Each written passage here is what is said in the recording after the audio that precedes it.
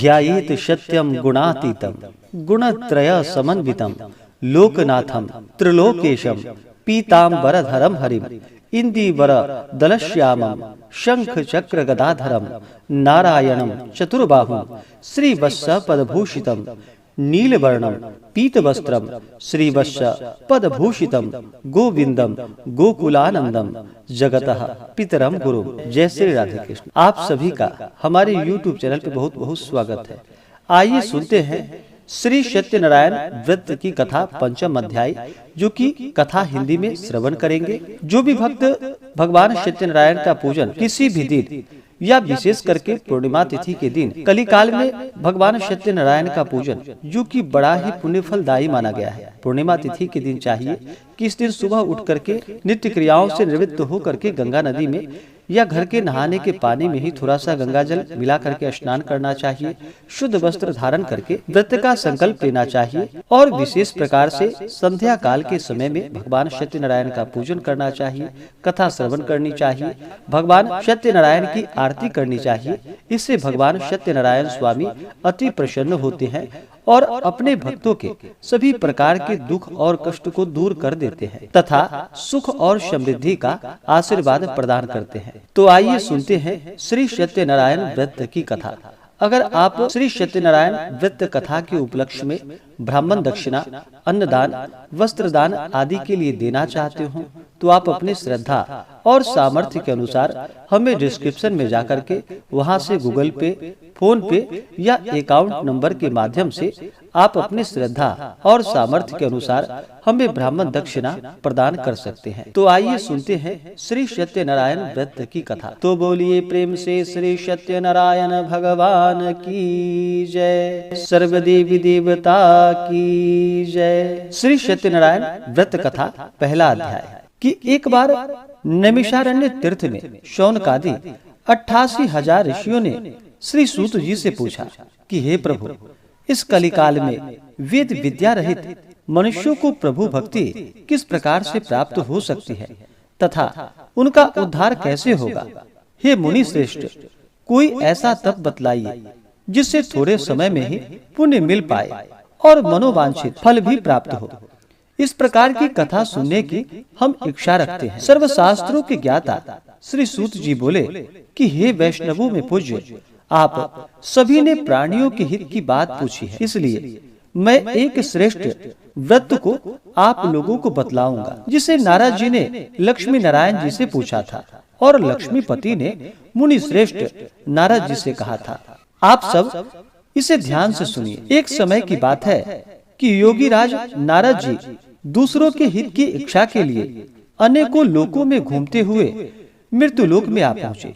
वहाँ उन्होंने अनेक योनियों में जन्मे प्रायः सभी मनुष्यों को अपने कर्मों द्वारा अनेकों दुखों से पीड़ित देखा। उनका दुख देखकर नारद जी सोचने लगे कि कैसा यत्न किया जाए जिसके करने से निश्चित रूप से मानव के दुखों का अंत हो जाए। इसी विचार पर मनन करते हुए वह विष्णु लोक में गए। वहाँ वह देवों के इष्ट नारायण की स्तुति करने लगे, जिनके हाथों में शंख, चक्र, गदा और पद्म थे, गले में वरमाला पहने हुए थे। स्तुति करते हुए नारद जी बोले कि हे भगवान, आप अत्यंत शक्ति से संपन्न हैं। मन तथा वाणी भी आपको नहीं पा सकती। आपका आदि, मध्य तथा अंत नहीं है। निर्गुण स्वरूप सृष्टि के कारण भक्तों के दुख को दूर करने वाले हैं। आपको मेरा नमस्कार है। नारद जी की स्तुति सुन भगवान विष्णु बोले कि हे मुनि श्रेष्ठ, आपके मन में क्या बात है? आप किस काम के लिए पधारे हैं? निसंकोच आप मुझसे कहिए। इस पर नारद मुनि बोले कि मृत्यु लोक में अनेक योनियों में जन्मे मनुष्य अपने कर्मों के द्वारा अनेकों दुख से दुखी हो रहे हैं। हे नाथ, आप मुझ पर दया रखते हैं तो बतलाइए कि वो मनुष्य थोड़े प्रयास से ही अपने दुखों से कैसे छुटकारा पा सकते हैं। भगवान श्री हरि बोले कि हे नारद, मनुष्यों की भलाई के लिए तुमने बहुत अच्छी बात पूछी है, जिसके करने से मनुष्य मोह माया से छूट जाता है। वह बात मैं कहता हूँ, उसे सुनो। स्वर्ग लोक व मृत्यु लोक में दोनों में एक दुर्लभ उत्तम व्रत है, जो पुण्य देने वाला है। आज प्रेमवश होकर मैं उसे तुमसे कहता हूँ। श्री सत्यनारायण भगवान का यह व्रत अच्छी तरह विधान पूर्वक करके मनुष्य तुरंत ही यहाँ सुख भोग कर मरने पर मोक्ष पाता है। श्री हरि के वचन को सुनकर नारद जी बोले, उस व्रत का फल क्या है और उसका विधान क्या है? यह व्रत किसने किया था? इस व्रत को किस दिन करना चाहिए? सभी कुछ विस्तार से आप मुझे बतलाएं। नारद की बात को सुनकर भगवान श्री हरि बोले कि दुख शोक को दूर करने वाला, यह सभी स्थानों पर विजय दिलाने वाला है। मानव को भक्ति व श्रद्धा के साथ शाम को श्री सत्यनारायण की पूजा धर्म पारायण होकर ब्राह्मणों व बंधुओं के साथ करनी चाहिए। भक्ति भाव से ही नैवेद्य केले का फल, घी, दूध और गेहूं का आटा सबाया ले। गेहूं के स्थान पर साठी का आटा ले, शक्कर तथा गुड़ लेकर वह सभी भक्षण भोज्य पदार्थों को मिलाकर भगवान को भोग लगाए। ब्राह्मणों सहित बंधु बांधवों को भी भोजन करवाए। इसके बाद स्वयं भोजन करे, भजन कीर्तन के साथ भगवान की भक्ति में लीन हो जाए। इस तरह से सत्यनारायण भगवान का यह व्रत करने पर मनुष्य की सारी इच्छाएं निश्चित रूप से पूरी हो जाती है। इस कलिकाल अर्थात कलयुग में मृत्यु लोक में मोक्ष का यही एक सरल उपाय बतलाया गया है। इस प्रकार से श्री सत्यनारायण व्रत कथा की पहली अध्याय पूर्ण हुई।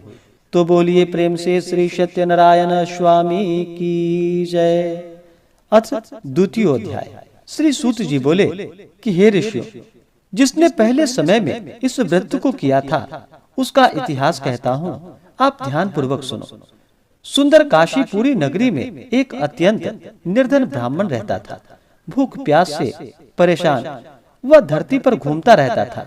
ब्राह्मणों से प्रेम करने वाले भगवान ने एक दिन ब्राह्मण का वेश धारण कर उसके पास जाकर पूछा कि हे विप्र, नित्य दुखी होकर तुम पृथ्वी पर क्यों घूमते हो? दीनहीन ब्राह्मण बोला कि मैं निर्धन ब्राह्मण हूँ, भिक्षा के लिए धरती पर घूमता हूँ। हे भगवान, यदि आप इसका कोई उपाय जानते हो तो बतलाइए। वृद्ध ब्राह्मण कहने लगे कि सत्यनारायण भगवान मनोवांछित फल देने वाले हैं, इसलिए तुम उनका पूजन करो। इसे करने से मनुष्य सभी दुखों से मुक्त हो जाता है। वृद्ध ब्राह्मण बनकर आए श्री सत्यनारायण भगवान उस निर्धन ब्राह्मण को व्रत का सारा विधान बतलाकर वहाँ से अंतर ध्यान हो गए। ब्राह्मण मन ही मन सोचने लगा कि जिस व्रत को वृद्ध ब्राह्मण करने को कह गया है, मैं उसे अवश्य करूँगा। यह निश्चय करने के बाद उसे रात में नींद नहीं आई। वह सवेरे उठकर सत्यनारायण भगवान के व्रत का निश्चय कर भिक्षा के लिए चला गया। उस दिन निर्धन ब्राह्मण को भिक्षा में बहुत धन मिला, जिससे उसने बंधु बांधवों के साथ मिलकर श्री सत्यनारायण भगवान का व्रत संपन्न किया। भगवान सत्यनारायण का व्रत संपन्न करने के बाद वह निर्धन ब्राह्मण सभी दुखों से छूट गया और अनेक प्रकार की संपत्तियों से युक्त हो गया। उसी समय से यह ब्राह्मण हर माह इस व्रत को करने लगा। इस तरह से सत्यनारायण भगवान के व्रत को जो मनुष्य करेगा वह सभी प्रकार के पापों से छूटकर मोक्ष को प्राप्त होगा। जो मनुष्य इस व्रत को करेगा वह सभी दुखों से मुक्त हो जाएगा। सूत जी बोले, इस तरह से नारद जी ने नारायण जी का कहा हुआ श्री सत्यनारायण व्रत को मैंने तुमसे कहा। हे विप्र, मैं अब और क्या कहूँ? ऋषि बोले कि हे मुनिवर, संसार में उस विप्र से सुनकर और किस किस ने इस व्रत को किया, हम इस बात को सुनना चाहेंगे। इसके लिए हमारे मन में जो श्रद्धा भक्ति भाव है आप कृपा कर बतलाइए। सूत जी बोले कि हे मुनि, जिसने इस व्रत को किया वह सुनो। एक समय वही विप्र धन व ऐश्वर्य के अनुसार अपने बंधु बांधवों के साथ इस व्रत को करने को तैयार हुआ।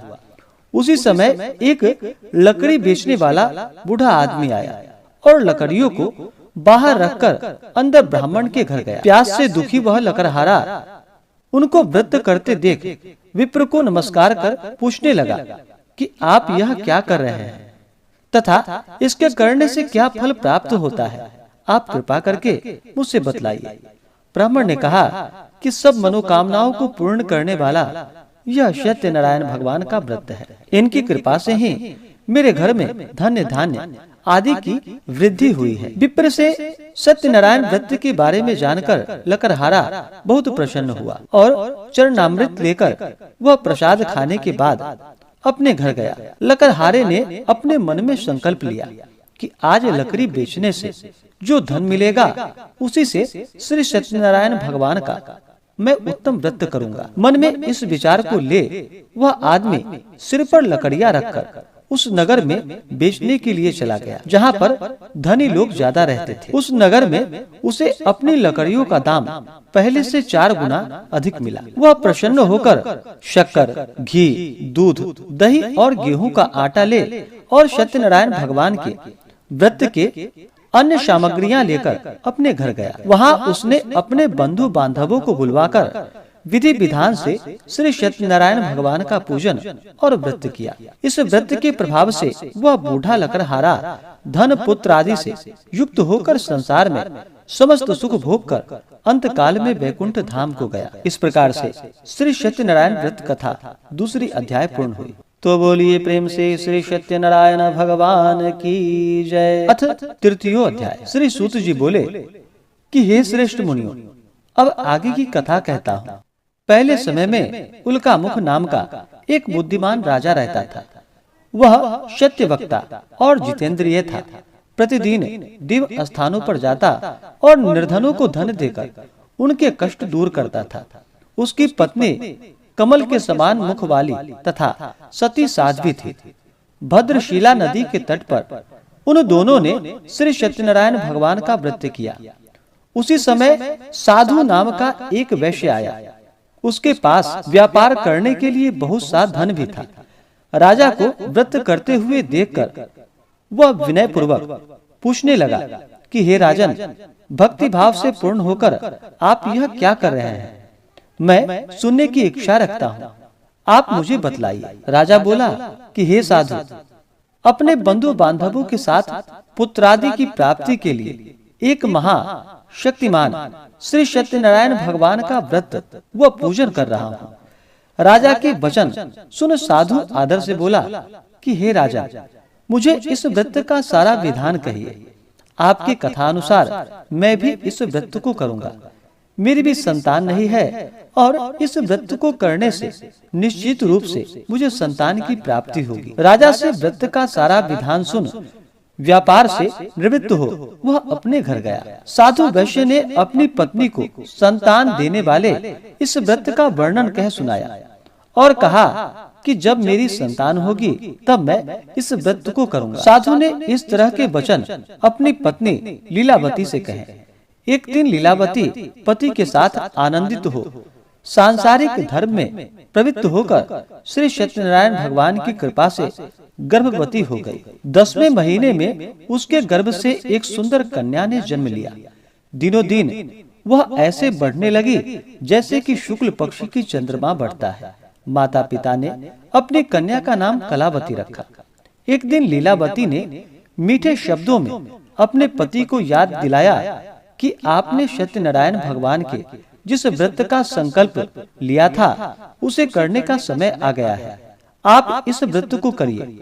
साधु बोला कि हे प्रिय, इस व्रत को मैं उसके विवाह के समय करूंगा। इस प्रकार अपने पत्नी को आश्वासन देकर वह नगर को चला गया। कलावती पिता के घर में वृद्धि को प्राप्त हुई, धीरे धीरे बढ़ने लगी।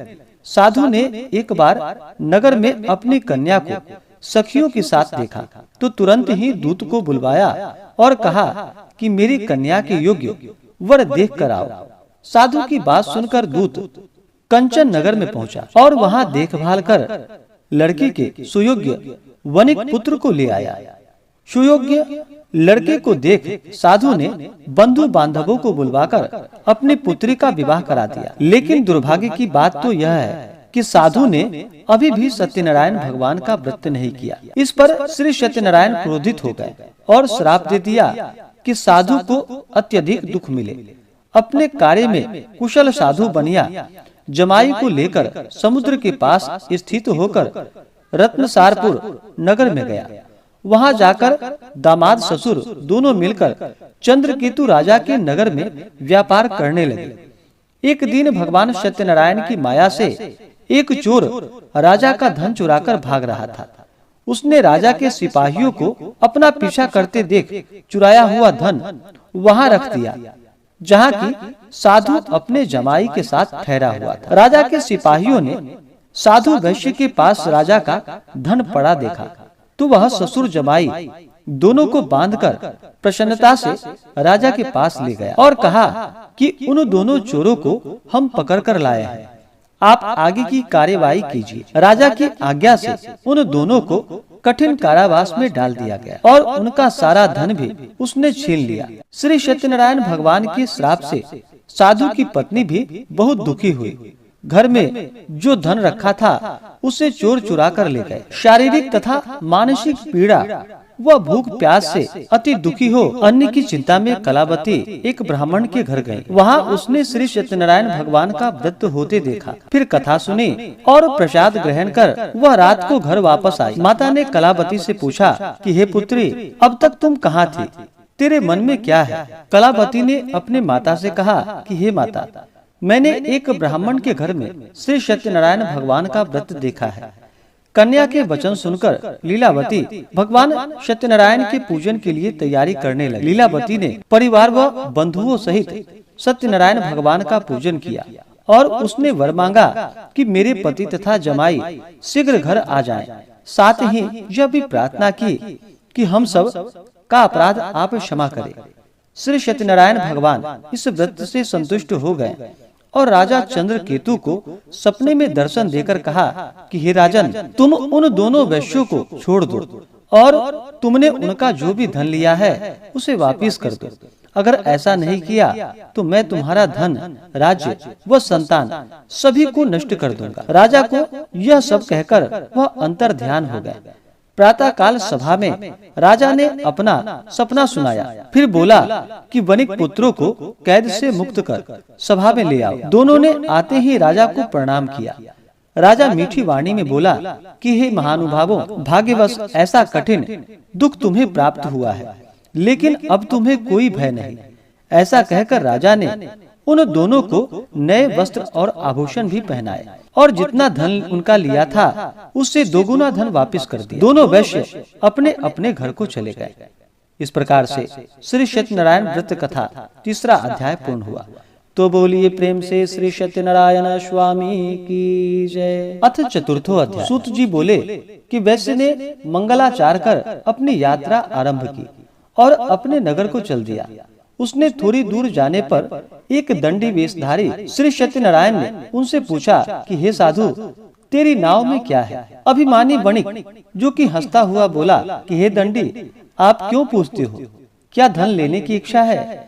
मेरी नाव में तो बेल व पत्ते भरे पड़े हैं। वैश्य के कठोर वचन को सुनकर भगवान बोले कि तुम्हारा वचन सत्य हो। दंडी ऐसे वचन को कहकर वहाँ से दूर चले गए। कुछ दूर जाकर समुद्र के किनारे बैठ गए। दंडी के जाने के बाद साधु वैश्य ने नित्य क्रिया के पश्चात नाव को ऊंची उठी देखकर अचंभा माना और नाव में बेल पत्ते आदि देखकर वह मूर्छित हो जमीन पर गिर पड़ा। मूर्छा खुलने पर वह अत्यंत शोक में डूब गया तथा उसका दामाद बोला कि आप शोक न मनाएं, वह दंडी का श्राप है, इसलिए हमें उनकी शरण में जाना चाहिए, तभी हमारी मनोकामना पूरी होगी। दामाद की बात को सुनकर दंडी के पास पहुंच और अत्यंत भक्ति भाव से नमस्कार कर बोला कि मैंने आपसे जो असत्य वचन कहे थे उसके लिए मुझे क्षमा कीजिए। ऐसा कहकर महान शोकातुर हो रोने लगा। दंडी भगवान बोले कि हे वणिक पुत्र, मेरी आज्ञा से बार बार तुम्हें दुख प्राप्त हुआ है, तू मेरी पूजा से विमुख हुआ है। साधु बोला कि हे भगवान, आपकी माया से ब्रह्मा आदि देवता भी आपके रूप को नहीं जानते, तो मैं अज्ञानी कैसे जान सकता हूँ? आप प्रसन्न हो आई, तब मैं सामर्थ्य के अनुसार आपकी पूजा अवश्य ही करूँगा। मेरी रक्षा करो, पहले के समान नौका में धन भर दो। साधु वैश्य के भक्ति पूर्वक वचन को सुनकर भगवान प्रसन्न हो गए और उसकी इच्छा अनुसार वरदान देकर अंतर ध्यान हो गए। ससुर जमाई जब नाव पर आए तो नाव धन से भरी हुई थी। फिर वहीं अपने अन्य साथियों के साथ सत्यनारायण भगवान का पूजन कर अपने नगर को चल दिया। जब नगर के नजदीक पहुंचा तो दूत को घर पर खबर करने के लिए भेज दिया।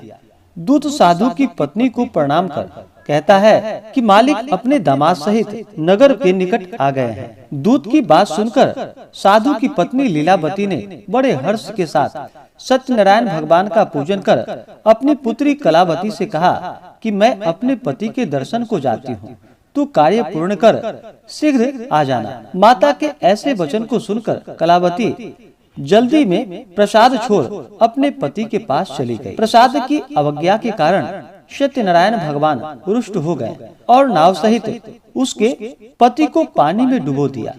कलावती अपने पति को वहां न पाकर रोती हुई जमीन पर गिर पड़ी। नौका को डूबा हुआ देख वह कन्या को रोता देख साधु दुखी होकर बोला कि हे प्रभु, मुझसे तथा मेरे परिवार से जो भूल हुई है उसे क्षमा कीजिए। साधु के दीनहीन वचन को सुनकर सत्यनारायण भगवान प्रसन्न हो गए और आकाशवाणी हुई कि हे साधु, तेरी कन्या मेरे प्रसाद को छोड़कर आई है, इसलिए उसका पति अदृश्य हो गया। यदि वह घर जाकर प्रसाद खाकर लौटती है तो उसे उसका पति अवश्य ही मिलेगा।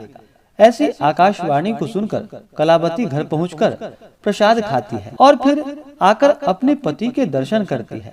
उसके बाद साधु अपने बंधु बांधवों सहित श्री सत्यनारायण भगवान का विधि विधान से पूजन करता है। इस लोक का सुख भोग वह अंत में स्वर्ग को जाता है। इस प्रकार से श्री सत्यनारायण व्रत कथा में चौथे अध्याय की कथा पूर्ण हुई। तो बोलिए प्रेम से श्री सत्यनारायण भगवान की जय। अथ पंचमो अध्याय। श्री सूत जी बोले कि हे ऋषियों, मैं और भी एक कथा सुनाता हूँ, उसे भी आप ध्यान पूर्वक सुनो। प्रजा पालन में लीन तुंग ध्वज नाम का एक राजा था। उसने भी भगवान का प्रसाद त्याग कर बहुत ही दुख पाया। एक बार वन में जाकर वन्य पशुओं को मारकर वह बड़ के पेड़ के नीचे आया। वहां उसने ग्वालों को भक्ति भाव से अपने बंधुओं सहित सत्यनारायण भगवान का पूजन करते देखा। अभिमानवश राजा ने उन्हें देखकर भी पूजा स्थान में नहीं गया और ना ही उसने भगवान को नमस्कार किया। ग्वालों ने राजा को प्रसाद दिया, लेकिन उसने वह प्रसाद नहीं खाया और प्रसाद को वहीं छोड़कर वह अपने नगर को चला गया। वह जब नगर में पहुंचा तो वहां सब कुछ तहस नहस हुआ पाया। तो वह शीघ्र ही समझ गया कि यह सब भगवान ने ही किया है। वह दोबारा ग्वालों के पास पहुंचकर और विधि पूर्वक पूजा कर प्रसाद खाया। तो सत्यनारायण भगवान की कृपा से सब कुछ पहले जैसा हो गया और दीर्घ काल तक सुख भोगने के बाद मरणोपरांत उसे स्वर्ग की प्राप्ति हुई। जो मनुष्य परम दुर्लभ इस व्रत को करेगा तो भगवान सत्यनारायण की अनुकंपा से उसे धन धान्य की प्राप्ति होगी। निर्धन धनी हो जाता है और भय मुक्त हो जीवन जीता है। संतानहीन मनुष्य को संतान सुख प्राप्त होता है और सारे मनोरथ पूर्ण होते हैं। और सारे मनोरथ पूर्ण होने पर मानव अंत काल में वैकुंठ धाम को जाता है। सूत जी बोले, जिन्होंने पहले इस व्रत को किया है अब उनके दूसरे जन्म की कथा कहता हूँ। वृद्ध शतानंद ब्राह्मण ने सुदामा का जन्म लेकर मोक्ष की प्राप्ति की। लकड़हारे ने अगले जन्म में निषाद बनकर मोक्ष प्राप्त किया। उल्का मुख नाम का राजा दशरथ होकर वैकुंठ को गए। साधु नाम के वैश्य ने मोरध्वज बनकर अपने पुत्र को आरे से चीरकर मोक्ष पाया। और महाराज तुंगध्वज ने स्वयंभू होकर भगवान में भक्त युक्त हो अपना कर्म कर मोक्ष को पाया। इस प्रकार से श्री सत्यनारायण व्रत कथा में 5वें अध्याय की कथा पूर्ण हुई।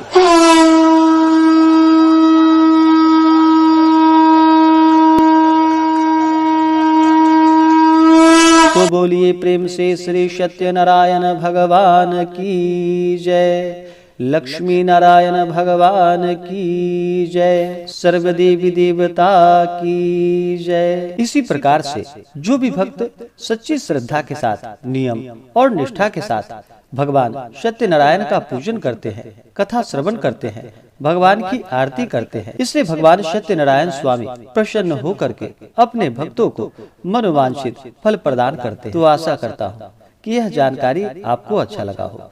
ऐसे ही ज्ञान वर्धक जानकारियाँ प्राप्त करने के लिए हमारे इस चैनल पे अगर आप नए हैं तो चैनल को लाल बटन दबा करके सब्सक्राइब करें, साथ में बेल आइकन घंटी को दबाएं ताकि मेरी वीडियो का नोटिफिकेशन आपको समय से मिलता रहे। वीडियो को लाइक करें, शेयर करें। सुखी रहें और स्वस्थ रहें। जय श्री राधे कृष्ण। धन्यवाद।